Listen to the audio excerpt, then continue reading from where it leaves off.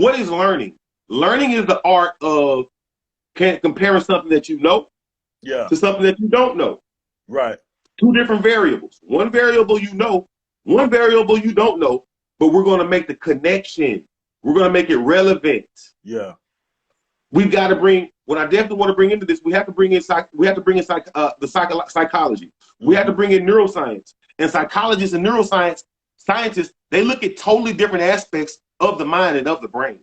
Psychologists are looking at the outward behaviors. They're looking at the behaviors, and they're studying the behaviors and at times where they manifest from. Neuroscientists, they are looking at the biological aspect of those behaviors. They're seeing the biological aspects where they're manifesting from, and these behaviors, what is it looking like, or how is it changing the physiology or the biology of the mind? And what's happening is when you compare something that you know to something that you don't know, what you're doing, you're growing neurons and you're growing dendrites. Making that connection.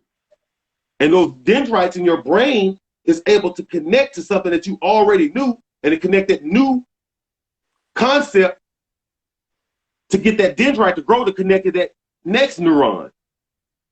And as we learn, really all it is just a long chain of information. Connected. All of our memories, all of our habits, it's all a chain of information that is connected through our brain, and it's tied directly to our subconscious mind. And these are just some of the things. We don't talk about neuroscience. We don't talk about psychology in schools at all. Period. But we talk about behavior. Right. Go ahead. I didn't mean to cut you off. Go ahead, bro. No, you're good.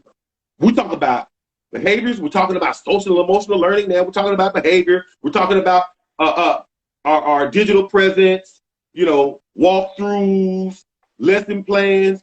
But everything that we're talking about is dealing with the mind, and it's coming from a neuron. Yet there are no pictures of neurons in schools, no pictures of the minds, barely any psychologists, and definitely not any neuroscientists.